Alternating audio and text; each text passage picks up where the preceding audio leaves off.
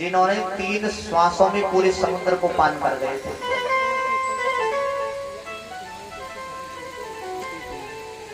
बोले रघुवर मेरे लिए क्या आदेश है। राम जी बोले आज का भोजन आप हमारे घर पे करना। अगस्त मुनि आ गए। माता जानकी और रघुवर ने उनका स्वागत किया, चरणों को धोया। राम जी बोले महाराज हाँ हमारी इच्छा है कि आज का भोजन आप हमारे घर पे ही करें। अगस्त मुनि बोले देखो ज्यादा तो इच्छा नहीं है मेरी, पर फिर भी आप आग्रह करते हो तो थोड़ा बहुत तो पा ही लूंगा। माता जानकी बोली सुनो महाराज मैं अपने हाथ से बनाऊंगी, अपने हाथ से परोसूंगी। बोले हाँ जरूर देवी बनाइए ना। जानकी जी ने देखा रे दुबला पतला सा ब्राह्मण है, कितना खाएगा। अगस्त मुनि रसोई घर के दरवाजे पर महाराज जी का आसन लगा दिया, सोने की थाली सजा दी और उसमें कम से कम 50 कटोरी लगा दी। कई कई प्रकार के व्यंजन रख दिए, बीच में पूरी रख दी। अगस्त जी बैठे थाली के पास में और राम जी की तरफ टेढ़ी नजर से देख लिया। इशारे में ही तो हो रहा था सब काम। राम जी बोले ये रोज कहती है कोई अच्छा ब्राह्मण नहीं आता, हे ब्राह्मण देवता आज इसको अपना असली रूप दिखाई देना।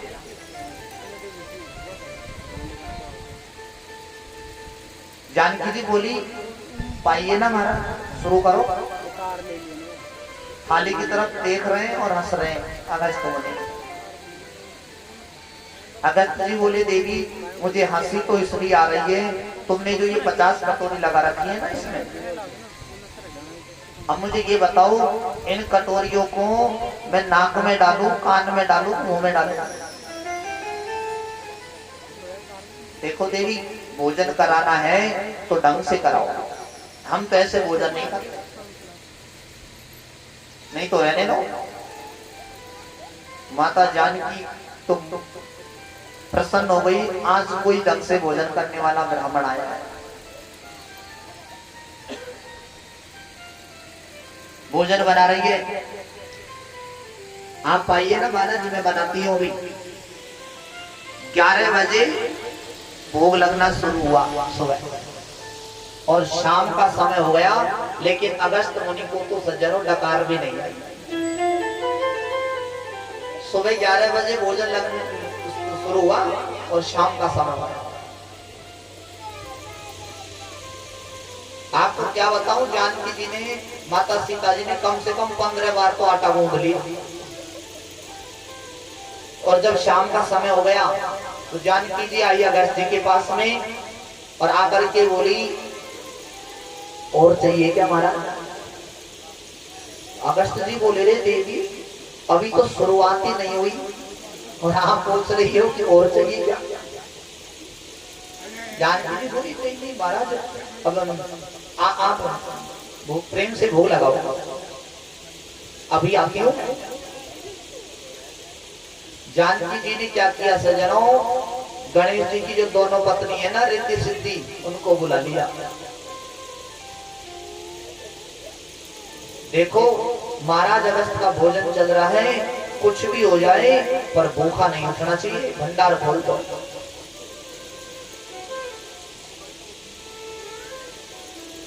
रिद्धि सिद्धि पूरी बना करके और रिद्धि सिद्धि के माध्यम से ही जानकी जी ने गणेश जी को बुला लिया। अब देखो रिद्धि सिद्धि 9 निधियों को बुला लिया। जहाँ रिद्धि सिद्धि बैठ जाए फिर कमी किस बात की। रिद्धि सिद्धि पूरी बना रही है और गणेश जी महाराज जरिया से पूरी उतार रहे हैं और अगस्त जी महाराज अपने मुंह में उंडेलते जा रहे हैं।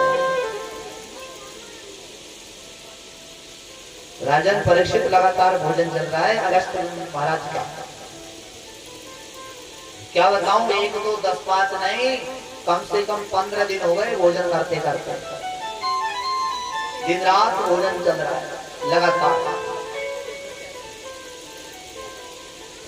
16वां दिन हो गया भोजन करते करते, लगातार भोजन कर लिया। और जब 17वां दिन हुआ ना भोजन करते करते, 17वां दिन हुआ तो जानकी जी आ गई। महाराज जी प्रणाम, आपको प्रणाम करती हूँ। अगस्त मुनि बोले देवी चिर सौभाग्यवती रहो, लेकिन अभी बात करने का समय नहीं है, मैं भोजन करने में व्यस्त हूँ, बाद में बात करना। नहीं महाराज, मैं तो और बात करने नहीं आई, मैं तो ये कहने आई हूँ आपसे कि जब आधा भोजन हो जाता है ना तो व्यक्ति को बीच में पानी जरूर पीना चाहिए। अगस्त जी बोले देवी चिंता मत करो, जब आधा भोजन हो जाएगा तो मैं पानी जरूर पी लूंगा। जानकी जी ने सोचा, अरे भगवान ये कैसा ब्राह्मण आ गया मेरे घर, 17 दिन हो गए भोजन करते करते और अभी आधा ही भोजन नहीं हुआ। और जब 17वां दिन भी हो गया, शाम का समय,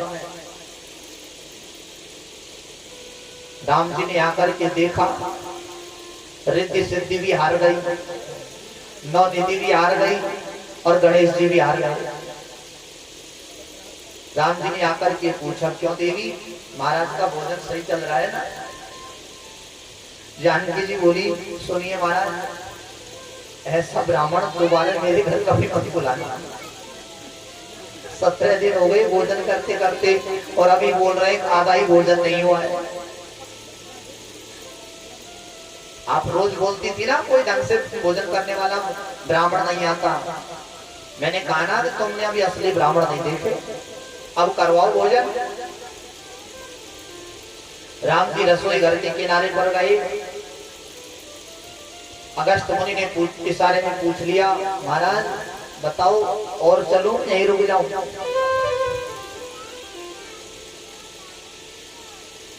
रघुवर ने देखा, रे जानकी चिंतित है, उदास हो गई। हे ब्राह्मण देवता, अब आप यहीं रुक जाओ, आगे ज्यादा मत करना। सारा काम तो राम जी के इशारे से ही हो रहा था। 17वां दिन हो गया पूरा और जब 18वां दिन हुआ मेरे सज्जनों, शाम के समय ब्राह्मण देवता अगस्त मुनि को डकार आ गई। बोले, लाओ देवी, अब मेरा आधा भोजन हो गया, अब पानी पिलाओ। और सुनो, हम जब पानी पीते हैं ना तो पानी भी फिर ढंग से ही पीता हूं, एक हाथ घड़े से काम नहीं चलता है। राम जी बोले, सुनो, अब इतनी व्यवस्था तो यहाँ नहीं हो सकती। एक काम करिए महाराज, आप तो संत हो, एक युग में भोजन कर लो, दूसरे युग में पानी पी लेना। द्वापर में जब मैं कृष्ण बन करके आऊंगा और मैं गिरिराज पर्वत उठाऊं, क्रोध में आकर के इंद्र जितना पानी बरसाए, आप पर्वत के ऊपर बैठ जाना और सारा पानी आप ही पी जाना। आज जैसे ही गोवर्धन को उठाया है मेरे कन्हैया ने, ध्यान लगा कर के आवाज लगाई, रे बाबा आप जहां कहीं भी हो आ जाओ और पानी पी लीजिए। अगस्त मुनि बैठ कर के सारे पानी को पान कर गए। और जब इंद्र को पता चला राजा परीक्षित, तो इंद्र का जो अभिमान था वो सारा चूर चूर हो गया। कामधेनु गाय को साथ में लेकर के और वृंदावन में आ गया, ब्रज में आ गया। आकर के भगवान के चरणों में साष्टांग में प्रणाम कर दिया। प्रणाम करके बोला, विशुद्ध सत्वं तविधाम शांतम तपोमयं द्विजरसैवस्तिकम् मायामयोऽयं गुणो संप्रवाहो न विद्यते तिग्रहेणानुबन्धः। ये राज की स्थापना हो गई। आकर के इंद्र ने पहले तो अभिषेक किया दुग्ध से और भगवान के चरणों में प्रणाम किया, प्रभु मुझसे बहुत बड़ी गलती हो गई, मैं अहंकार में आपकी शक्ति को समझ नहीं पाया।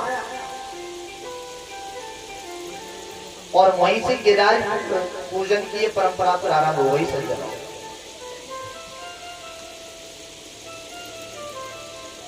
भगवान ने जब प्रार्थना की तो भगवान ने उसे क्षमा कर दिया और कहा, इंद्र मेरे भक्तों को जो कष्ट देता है ना, मुझे अच्छा नहीं लगता है। तुमने प्रायश्चित किया है, क्षमा मांग ली, एक काम करो, तुम वापस लौट जाओ। लेकिन परिणाम क्या हुआ? ब्रज में आने का परिणाम ये हुआ सज्जनों कि इंद्र अपने आप को ही भूल गया। भगवान की सुंदर झांकी को देख करके निहार रहा है, दोनों नेत्र गोविंद के मुखार बिंद पर टिके हुए। बेटा इससे दूर रहना, ठीक है, गिर जाएगा। कभी कभी दीपू भाई साहब इसको इन भक्तों की तरफ से घुमा दिया करो, क्योंकि लाइव चल रही है, ये लाइव चल रही है। बहुत से लोग देखते हैं ना तो उनको पतो भी लगे ये भगत ऐसे बैठे हैं जैसे लगन में पता चले आया, पतो भी तो लगना चाहिए भाई, बहुत अच्छे भगत है।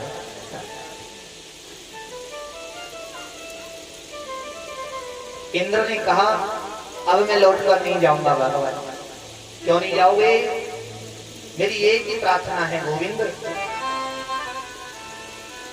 मुझे स्वर्ग नहीं चाहिए, मुझे वैकुंठ नहीं चाहिए, मुझे मुक्ति नहीं चाहिए, मोक्ष भी नहीं चाहिए। मेरी तो गोविंद केवल एक ही इच्छा है, मैं यहाँ रहूं ब्रजभूमि में, और अगर घास का तिनका भी मुझे बनना पड़े तो भी मैं ब्रज का ही बनूंगा। आपका आशीर्वाद हो और आप ये सोचो कि अगले जन्म में से घास का तिनका नहीं, इसको मैं पशु बना दूं। तो मेरी तो ये प्रार्थना है। इंद्र कह रहे हैं, गोविंद ये प्रार्थना है मेरी, अगर मुझे पशु भी बनना पड़े ना, कोई सुअर कुत्ता कुछ भी बनना पड़े, तो भी मुझे ब्रज का ही बना देना। क्यों? क्योंकि तुम्हारे रज की कण उड़ उड़ करके मेरे माथे पे लगती है। आप ये सोचो कि नहीं, किसी पशु नहीं, कोई पक्षी की योनि में डाल दूं, तो भी मेरी प्रार्थना है गोविंद, अगर मुझे पक्षी भी बनाओ ना, तो इस ब्रज मंडल का मोर बना देना। बस ये इच्छा है कि जब आप रास लीला करोगे, आप जब नृत्य करोगे, तो मैं भी आपकी लीलाओं को देख देख करके और अपने पंखों को फैला करके और थैया थैया कर करके मैं भी नाच नाच करके तुम्हारा ही गुण गाऊंगा। गोविंद मुझे ब्रज का ही मोर बना देना। ऐसो बनैयो मोरी नाचो ताता थई थई, अरे ताता थई थई में नाचो, ताता चई चई हो खाना मोए नंदलाला मोए, हो खाना मोहे ऐसो बनैयो मोरी नाचो ताता थई थई, ऐसो बनैयो मोरी नाचो ताता थई थई।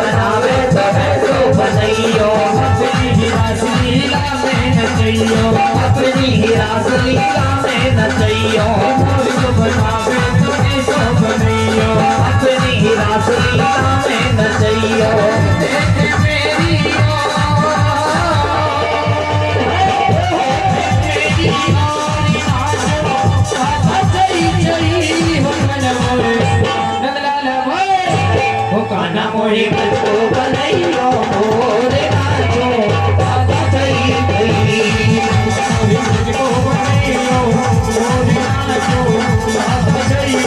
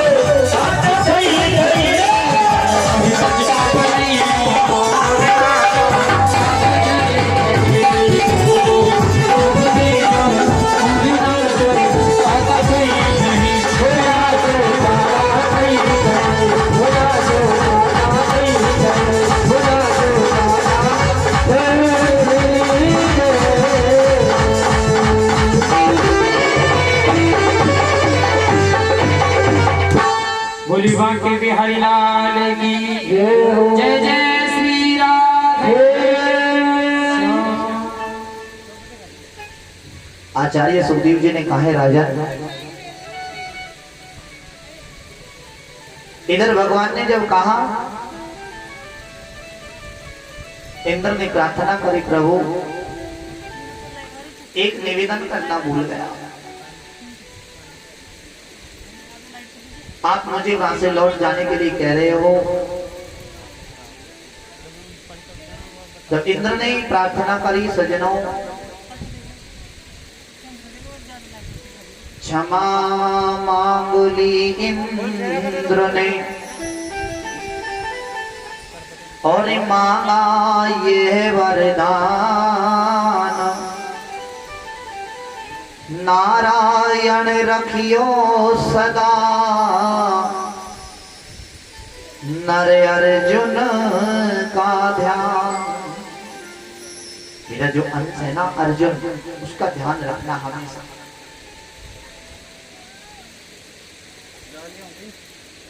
आचार्य सुखदेव जी कहते हैं राजन, कोई भी वो पंखा नहीं चलता क्या सामने वाला, ये चल जाएगा। एक काम करना, 6 दिन हो गए, शायद दूसरे दिन से ये खराब है, बदलना ना चाहिए, कन्यादान में दे दीजिए, काम हो जाएगा, अपने आप सुधराते रहेंगे। आज बढ़िया मौका है, इसको कन्यादान में दे देना। 6 दिन से ही दे रहे हो तो आज क्या हो जाएगा, आज दे दीजिए, काम हो जाएगा। एक पंखा है इधर को मत तो कोई बात नहीं, वैसे मैं लगा रहा हूँ ना जी, देखता हूँ थोड़ी बहुत देर शाम तक अगर हो जाए तो ठंड।